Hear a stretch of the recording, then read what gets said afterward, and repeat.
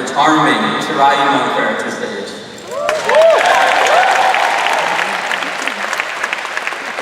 Hey. That's so cheesy.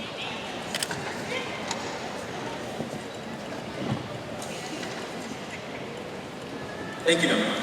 And thank you to the Godwin teachers, to all my friends, and especially to my mom, dad, uncle, and my sister, who is reluctantly skipping school today to attend graduation.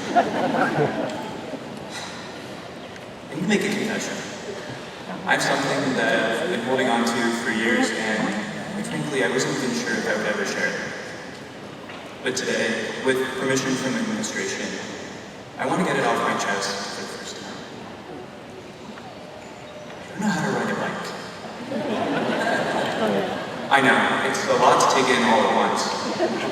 But really, up until quarantine, I never learned how to ride a bicycle. It seems like such a small thing, but it became a huge stressor. When friends went out together, I always had to come up with one excuse or another for why I couldn't come.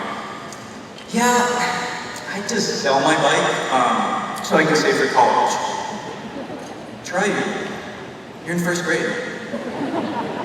When people said, it's as easy as riding a bike, I took it very personally.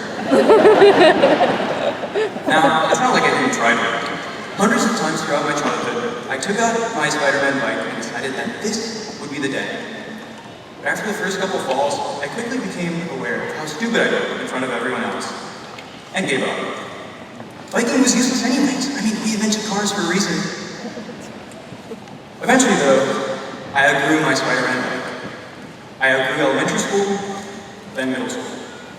One day, high school rolled around. It was too late. I would never learn something that everyone else already seemed to be so good at. And then came 2020. Suddenly, I found myself with more time than ever before, and I decided that I would give it one last shot. And this time, I would do it differently. I went to an empty parking lot early in the morning so that no one could watch me as I practiced. I fell, I stumbled, and I tried over and over and over. I still remember that feeling as I finally got it. Wind in my hair, thinking, that was it. It took like 10 minutes. Everyone has a bike in their life.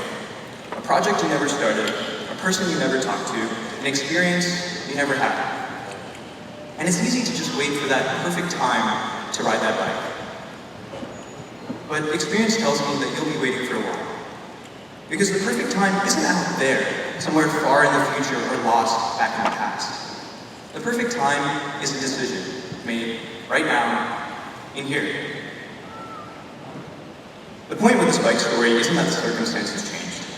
It's that I did. The hardest part wasn't biking, it wasn't balancing or pedaling.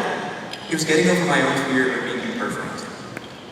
I wasn't afraid of falling down, I was afraid of getting back up. So, let's accept that maybe you and I are not born being good at everything, that we make mistakes, fall down, look stupid, that maybe we're human. I don't believe people are innately talented or special, and even if there are people like that, I don't think you should try to be that person. Because it's easy for extraordinary people to do ordinary things. When ordinary people choose to do extraordinary things, that's when the world stops us staring. Ride your bike. Thank you.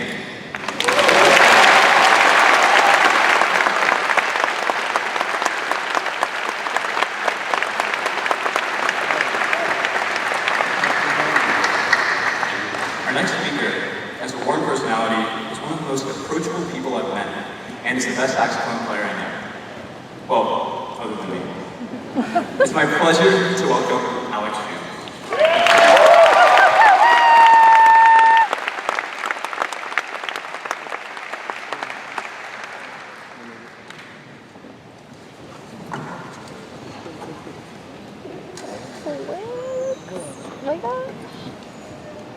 Thank you, Troy.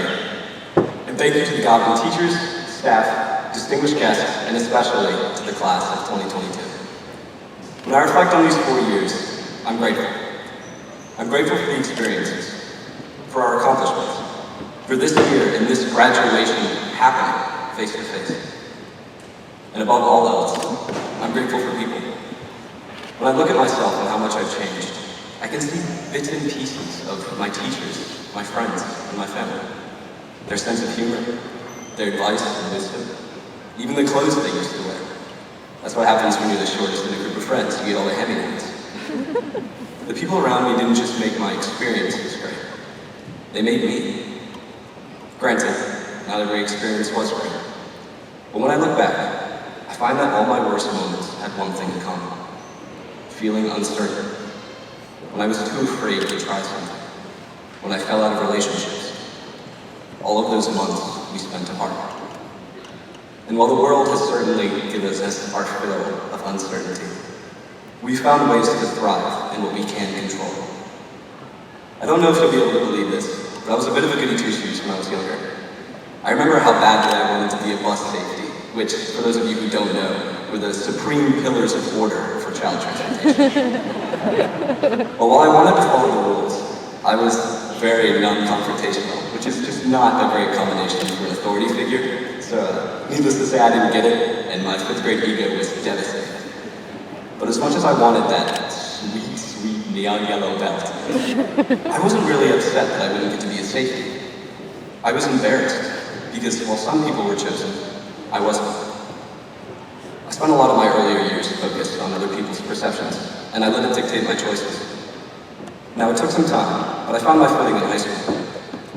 I knew that if I let my life be controlled by fear and judgment, I was going to miss out on important relationships and experiences. A friend of mine recently put it perfectly into words. Something's only embarrassing if you're embarrassed. Something that used to control me only has as much power as I give it. But there are two sides to judgment.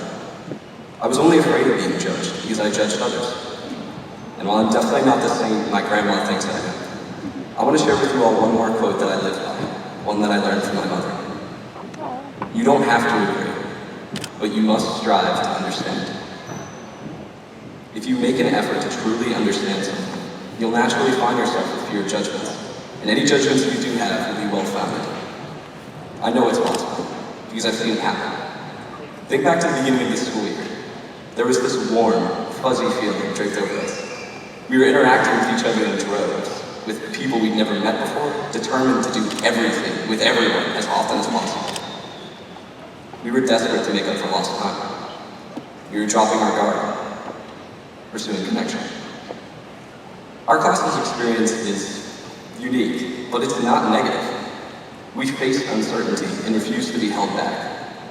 I know whatever our future holds, we'll face it with that same level of determination.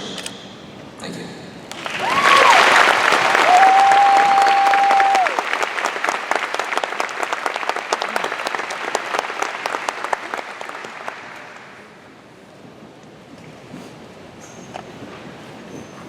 The select Godwin Chorus Ensemble will now perform For Good.